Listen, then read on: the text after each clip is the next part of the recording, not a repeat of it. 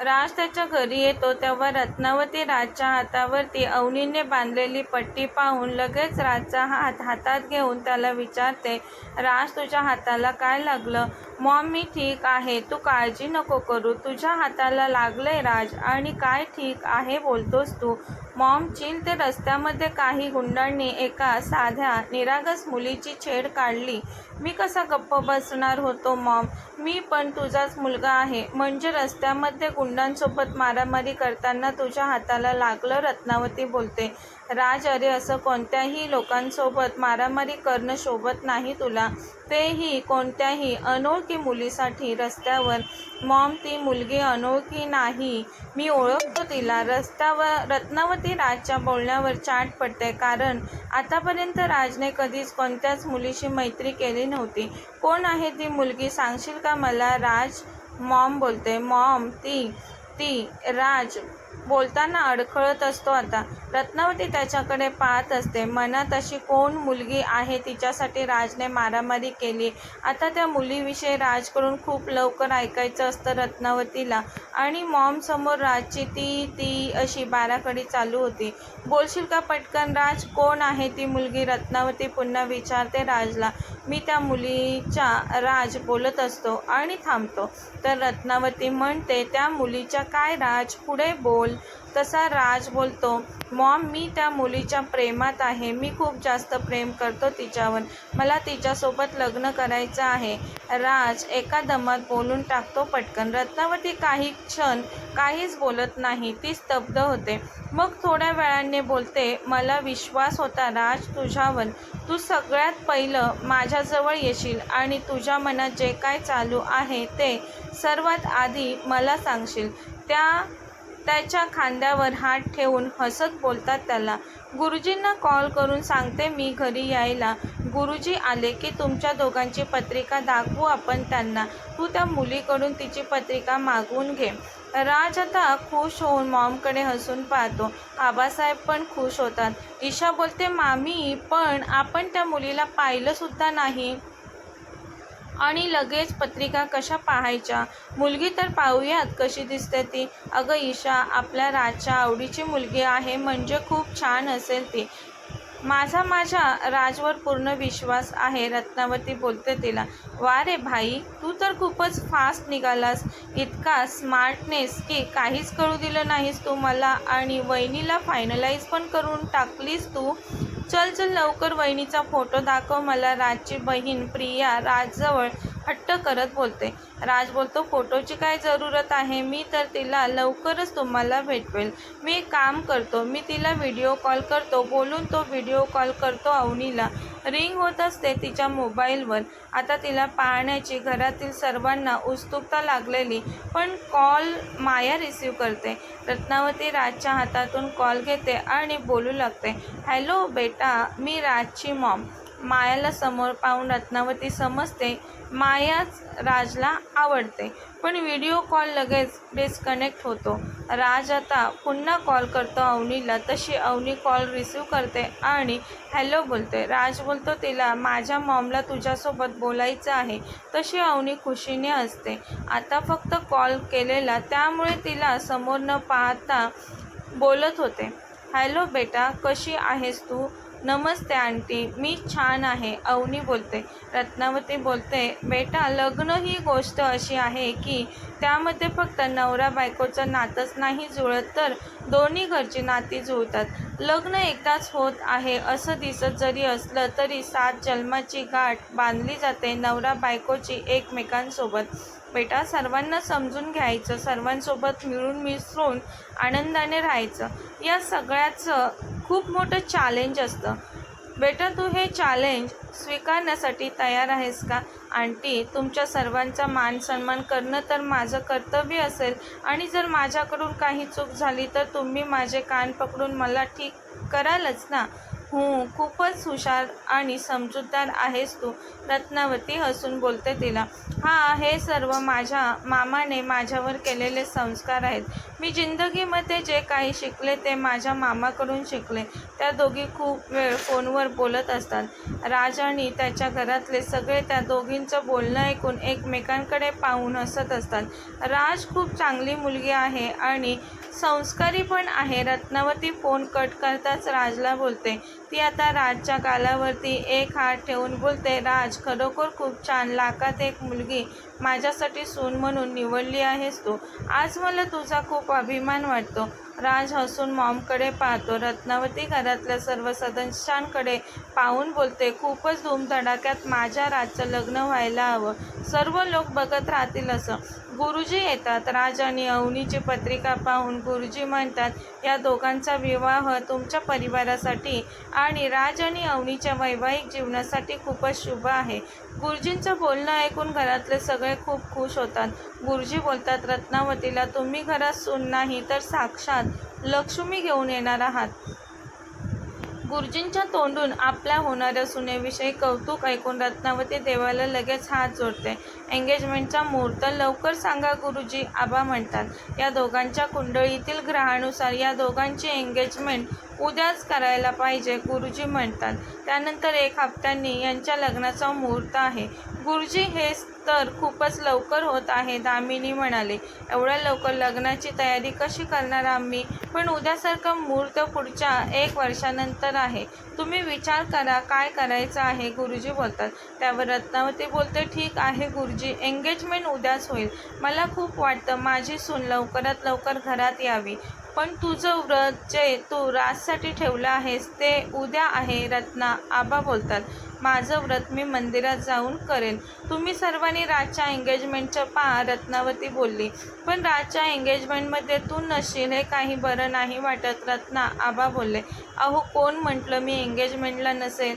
मी जेवढ्या लवकर येता येईल तेवढ्या लवकर येण्याचा प्रयत्न करेन. माझ्या राजची एंगेजमेंट आहे आणि मी येणार नाही असं नाही होणार, दामिनी बोलते. पण वहिनी, एवढ्या लवकर कसं शक्य होईल आपल्याला?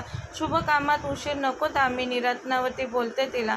कॉंग्रॅच्युलेशन्स, तुझ्यासाठी 2 गुड न्यूज आहेत, राज अवनीला कॉलवर सांगत असतो. कोणत्या राज, ती विचारते. माझ्या मॉमला तू खूपच जास्त आवडलीस आणि उद्या आपले एंगेजमेंटची डेट फिक्स झाली, राज बोलतो. काय? अवनी मोठ्याने ओरडली. एवढ्या लवकर का? अवनी बोलली. अवनी, तुला एवढ्या लवकर वाटतंय? मला तर 1 दिवस पण खूप जास्त वाटतोय. तुला माहिती आहे अवनी, जर माझ्या हातात असतं तर मी या एंगेजमेंटच्या चक्करमध्ये नसतो पडलो. I just want you. तू लवकरात लवकर माझी बायको बनून माझ्या घरी यावं. तशी अवनी गालात गोड हसली.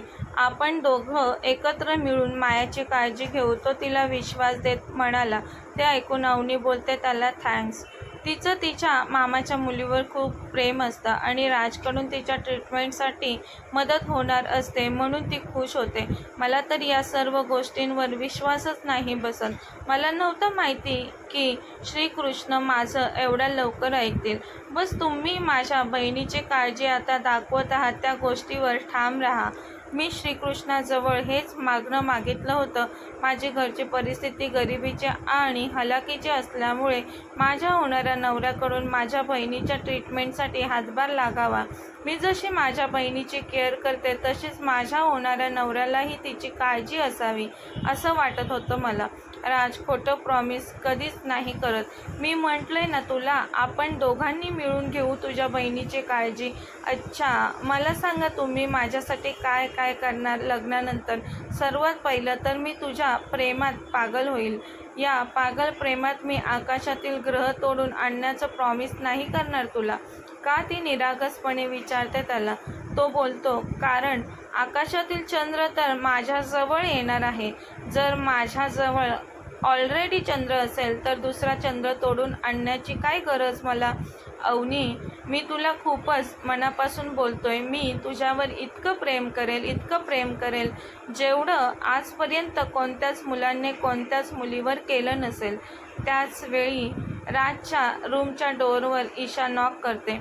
तसं राज अवनी मी फोन ठेवतो बोलून कॉल कट करतो. ईशाला पाहून राज बोलतो, काय काम आहे तुझं आता या वेळेस माझ्याजवळ? मामीने तुला लवकर तयार होऊन खाली बोलवले ती बोलते. ठीक आहे मी येतो राज बोलतो. दुसऱ्या दिवशी अवनीच्या चाळीतील घराबाहेर राजची कार आणि त्याच्या कारच्या मागे आणखी 3 कार येऊन थांबतात. राज कारमधून उतरतो आणि अवनीच्या घराकडे पाहत बोलतो, आज फायनली तो दिवस आला. आज तू माझी लाईफ पार्टनर बनण्यासाठी पहिलं पाऊल उचलणार आहेस. माझं स्वप्न आज पूर्ण होणार आहे. दामिनी चाळीतील वातावरण पाहून कारमधून उतरल्या उतरल्या तोंड वेडं-वाकडं करते. मेहलों का रिश्ता झोपडी में हो रहा है ती मनातच बोलते.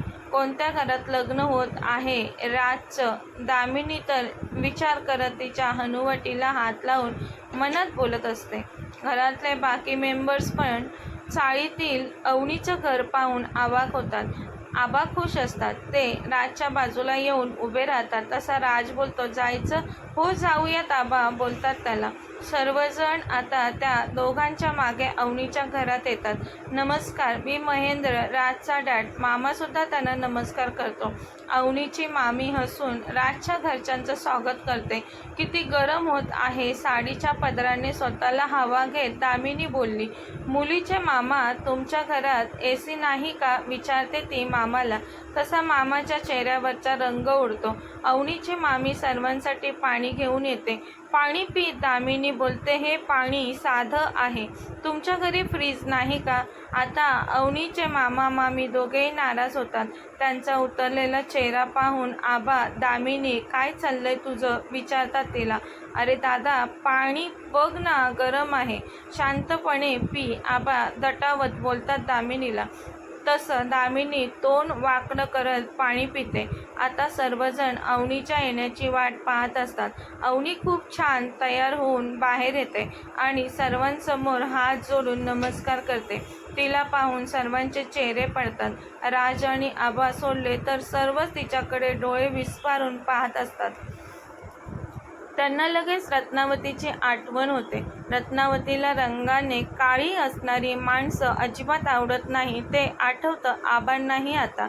फक्त राज अवनीकडे हसत पाहत असतो. यावेळी ईशा, माझा तर माझ्या डोळ्यांवर विश्वास बसत नाही. वहिनीने या मुलीला तिची सून म्हणून चूज केलं दामिनी बोलली. मॉम, मला वाटतंय राजच्या पुढे मामीचं काही चाललं नसेल. असंच वाटतंय मला. म्हणूनच तर मामीने या नात्यासाठी हो म्हटलं असेल. इकडे आबासुद्धा विचारात हरवलेले असतात. ते म्हणतात, मला वाटतंय रत्नाने राजच्या खुशीसाठी तिच्या मनातील काळ्या रंगाचा तिरस्कार विसरली असावी ती.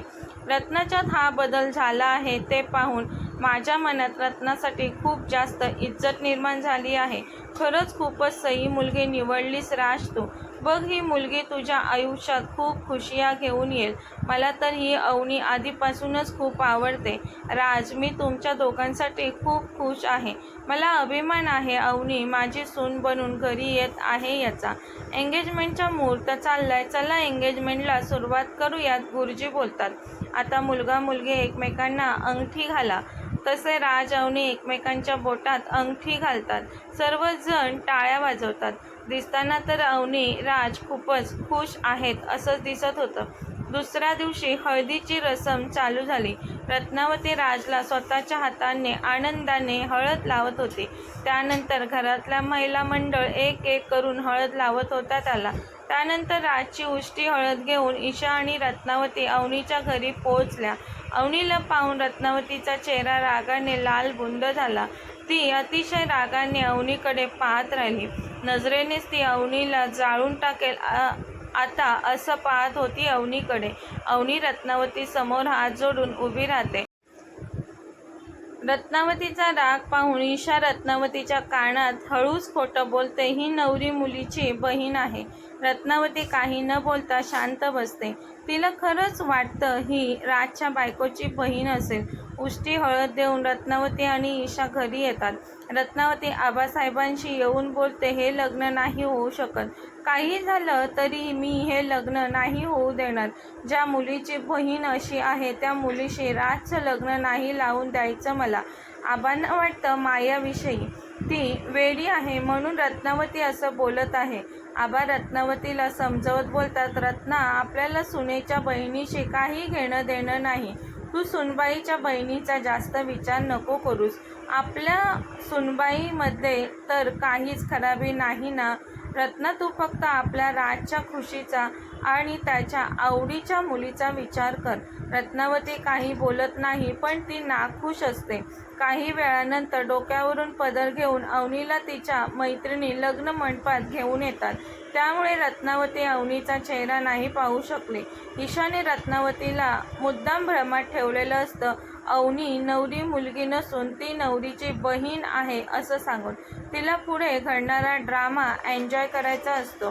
गुरुजी लग्नाचे विधी करत असतात. त्याचवेळी तिथे माया येते आणि ती गोंधळ घालते. दामिनीच्या मुलाला तन्मयला माया मारू लागते कारण ती वेडी असते. तिला कशाचा तरी राग येतो आणि ती तो सर्व राग तन्मयवर काढत असते. दामिनी ओरडते मायावर, ए मुली, तू माझ्या मुलाला का मारतेस? त्यांचा आरडाओरडा पाहून रत्नावती तिथे येते. इकडे गुरुजी बोलतात, वर वधू, तुम्ही दोघांनी एकमेकांना हार घाला. तसे ते दोघे एकमेकांना हार घालतात. सर्वजण त्यांच्या अंगावर अक्षता टाकून त्यांना आशीर्वाद देतात. आता तुम्ही दोघांनी फेरे घ्यायला सुरुवात करा, गुरुजी म्हणतात. इकडे मायाला पाहून दामिनी म्हणते, ही वेडी मुलगी, हिला कसं काय सोडलंय लोकांमध्ये? वेडी? रत्नावती बोलते. कारण ती तर मायालाच राजची बायको समजत असते. त्या दिवशी कारमधून राजच्या हातातून गुलाबाचं फूल घेताना रत्नावतीने मायाला पाहिलेलं असतं आणि व्हिडिओ कॉलवर सुद्धा रत्नावतीने मायालाच पाहिलेलं होतं. तिला वाटतं माया राजची बायको होणार, पण आता माया वेडी आहे हे ऐकून रत्नावतीला जबरदस्त धक्का बसतो. ही मुलगी इथे आहे तर राजसोबत फेरे कोण घेत आहे? रत्नावती बोलते. वहिनी, तुम्ही असं का विचारत आहात? राजसोबत फेरे तर अवनी घेत आहे, या वेडीच्या मामाची मुलगी. वहिनी, तुम्ही तिलाच तर पसंत केलेत ना आपल्या राजसाठी. रत्नावती तर सुन्न होते. ती दामिनीकडे पाहत राहते. काय? आता तिच्या तोंडून शब्द निघतो. ती लगेच लग्न मंडपात धाव घेते. वहिनी, वहिनी करत दामिनी तिच्या मागे येते. लग्न मंडपात राज अवनीचे फेरे चालू असतात. रत्नावती अग्नीत पाण्याने भरलेल्या तांब्यातील पाणी ओतते. तसा राज चकित होऊन त्याच्या मॉमकडे पाहू लागतो. अवनीचा चेहरा पदराआड असतो तरी ती पण घाबरते. बंद करा हा तमाशा, हे लग्न नाही होऊ शकत, रत्नावती मोठ्याने बोलते. ते ऐकून मामा घाबरतो. आबा पाहत राहतात. लग्न मंडपात जमलेले सर्व लोक धक्का बसल्यासारखं पाहत असतात. आता रत्नावती अतिशय रागाने अवनीच्या चेहऱ्यावरचा पदर मागे टाकणार तर, हे काय करत आहेस रत्ना तू? आबा बोलतात. का नाही होऊ शकत लग्न ते विचारतात. माझ्या मुलाचं लग्न आणि तेही ह्या काळ्या मुलीसोबत. रत्नावती अवनीच्या डोक्यावरून पदर मागे टाकत मोठ्याने बोलते. मॉम, काय झालं तुला? तू अचानक एवढी का रागवलीस? राज, धोका झालाय माझ्यासोबत, खूप मोठा धोका, रत्नावती बोलली. धोका? कोणता धोका रत्ना? हे काय बोलते तू? मामा भाची दोघांनी मिळून धोका दिलाय आपल्याला. धूळ टाकले यांनी आपल्या डोळ्यांमध्ये.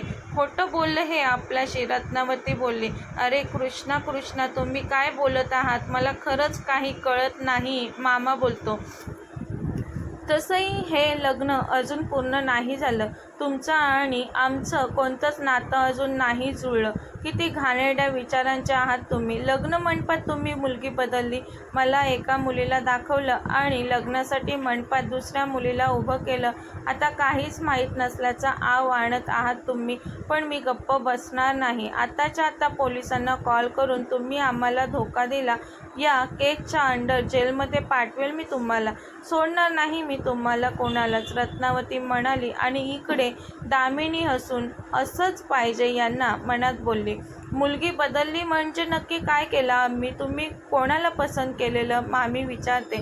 मायाकडे बोट दाखवून रत्नावती बोलते. या मुलीला पसंत केलेलं मी राजसाठी. राज आता त्याच्या मॉमकडे पाहत राहतो. माया तिथे येऊन रत्नावतीला म्हणते, तुम्ही किती खडूस आहात, तुम्ही पाणी का टाकलं? तिच्याकडे पाहत रत्नावती म्हणते, मी पण किती बेवकूफ होते. या वेड्या मुलीला राजची चॉईस समजले. रत्नावती आता अतिशय रागाने मायाकडे पाहत होती. माया तिला खडूस, बाई तू निघून जा इथून, मोठमोठ्याने बोलत होती. अशी काय पाहते माझ्याकडे, हडळ कुठची, माया बोलते रत्नावतीला. तशी रत्नावती जोरात मायाला धक्का देते. मायाला अवनी लगेच पकडते. ती पडण्यापासून तिला वाचवते. माफ करा, मी आणि माझ्या मामांनी तुम्हाला कोणत्याच प्रकारे धोका नाही दिला ना. तुमच्याशी आम्ही खोटं बोललो. तुम्हाला जरूर काहीतरी मिसअंडरस्टँडिंग झाले. अवनी बोलते. अवनी बिलकुल सही बोलत आहे. मामा बोलतात. तुमच्या घरच्यांना सर्वांना माहीत होतं राजचं लग्न अवनीसोबत होत आहे ते. राज मॉमकडे पाहत होकारार्थी मान हलवतो. रत्नावती आता दामिनीकडे रागाने पाहते. वहिनी, तुम्ही माझ्याकडे अशा रागवून का पाहत आहात? मला तर राजने सांगितलेलं तुम्ही अवनीला त्याच्यासाठी पसंत केलं. हिला बघून तर माझा दिमाग खराब झालेला. मला माहिती होतं या मुलीला तुम्ही कधीच पसंत नाही करणार. मी या सावळ्या मुलीला माझी सून म्हणून कधीच पसंत नाही करणार. रत्नावती मोठ्याने बोलते. तसं अवनीच्या डोळ्यातून टचकन पाणी गालावर ओघळतं. ते पाहून राज बोलतो. मॉम, तुला काहीतरी चुकीचा गैरसमज झालाय. मी पहिल्यापासून अवनीवरच प्रेम केलंय आणि मी तिच्यासोबतच लग्न करत आहे. मला वाटलं मॉम तू अवनीला पसंत केलंस. नाही राज, मी या काळ्या मुलीला नाही तर या मुलीला पाहिलेलं. रत्नावती मायाला दाखवत म्हणाली. हिला पसंत केलेलं मी राज. रत्नावती मायाकडे इशारा करत बोलले. रत्ना 1 मिनिट बोलून आबा तिच्या हाताला पकडून तिला बाजूला घेऊन जातात. रत्ना, जे होतं ते चांगल्यासाठीच होतं. ही तर चांगली गोष्ट आहे ना की तुला वेळेत समजलं. आता संपून टाक या गोष्टींना. अवनी खरंच खूप चांगली मुलगी आहे. तू कधीपर्यंत या रंगाच्या चक्करमध्ये अडकून पडणार आहेस? जमाना बदललाय रत्ना. तुला तुझे विचार बदलायला हवेत. तुझ्यासाठी नाही तर आपल्या मुलासाठी तरी. आता राज आणि अवनीचं लग्न पूर्ण झाल्यातच जमा आहे. इकडे राज अवनीचा हात हातात पकडून मॉमला बोलतो. मॉम, मी अवनीवरच प्रेम करतो आणि तिच्यासोबतच लग्न करणार. ठीक आहे राज, कर तू या काळ्या मुलीसोबत लग्न, पण त्यासाठी तुला तुझ्या मॉमला विसरून जावं लागेल आता या क्षणापासून. रत्ना, तू हे काय बोलत आहेस? तुला कळतंय का तू काय बोलत आहेस ते? आबा म्हणाले. मॉम, काय बोलत आहेस तू हे? जर मला अवनीसोबत लग्न करण्यात काहीच प्रॉब्लेम नाही आहे तर मॉम तुला का प्रॉब्लेम आहे? राज बोलतो. रत्ना, होऊ देत त्यांचं लग्न, यातच आपल्या सगळ्यांचं भलं आहे. आबा बोलले. हे लग्न कोणत्याही परिस्थितीत नाही होणार. नफरत आहे मला काळ्या रंगाची. नफरत करते मी या मुलीशी. माफी मागते मी, पण तुम्हाला माझ्या रंगावर कमेंट करण्याचा कोणताच हक्क नाही. अवनी बोलते. तुझ्यासारख्या काळ्या मुलीला मी माझ्या घरची सून बनवून नेलं ना तर माझ्या पुढच्या पिढ्या पण काळ्या रंगाच्या होतील आणि हे मी होऊ नाही देणार कधीच. मॉम, या गोष्टींना संपून टाक. राज बोलतो. संपूनच तर टाकत आहे राज. रत्नावती बोलते.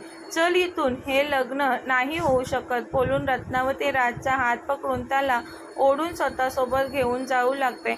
हरे कृष्णा कृष्णा अशी दारातून वरात परत गेली तर समाजात आम्हाला नाक दाखवायला जागा उरणार नाही. अवनीचा मामा रत्नावती समोर हात जोडून उभा राहतो आणि बोलतो. आम्ही तुम्हाला धोका नाही दिला. तुमच्या राजने स्वतः अवनीला पसंत केलंय. खरं सोनं आहे माझी अवनी. तुमचा मान सन्मानामध्ये कधी कोणती कमी राहिली तर तुम्ही परत पाठवून द्या आमच्या अवनीला. मामा हात जोडून रत्नावती समोर गुडघ्यावर बसत म्हणाला. आमच्या अवनीला स्वीकारा. हे लग्न नाही झालं तर जिवंतपणी मरून जाऊ आम्ही. मामी येऊन मामाला आधार देते. डोक्यावरचा फेटा काढून मामा रत्नावतीच्या पायाजवळ ठेवतो. हात जोडून म्हणतो. आमची इज्जत तुमच्या पायाजवळ ठेवले मी. प्लीज आमचा मान ठेवा. रत्नावती पायाने फेटा उडवणार असते तशी अवनी ओरडते. 1 मिनिट. तसे सर्व अवनीकडे पाहू लागतात. अवनी फेटा उचलून तिच्या मामाला उठवून उभं करते आणि मामाच्या डोक्यावर फेटा बांधते. रत्नावतीकडे पाहून अवनी हात जोडून बोलते. खूप बोललात तुम्ही आणि आम्ही खूप ऐकलं तुमचं. आमच्यासाठी आमचा स्वाभिमान सर्व काही आहे. एका मिडल क्लास फॅमिलीसाठी त्यांची इज्जत त्यांना दुनियेतल्या सर्वात मोठ्या दौलतीपेक्षा मोठी असते. तुमची खुशी यातच आहे की हे लग्न नको व्हायला तर हे लग्न नाही होणार. तुम्ही लग्नाची वरात घेऊन परत जाऊ शकता. मी सर्वांसमोर माझ्या मामाची इज्जत धुळीत मिळताना नाही पाहू शकत. दामिनी बोलते, या मुलीची हिंमत तर पहा. पहिलं तर हिने हिच्या अवकातीपेक्षा मोठी स्वप्न पाहिली. हिला माहिती होतं राज खूप मोठ्या खानदानातील आहे, तरी त्याला हिने हिच्या प्रेमाच्या जाळ्यात फसवलं.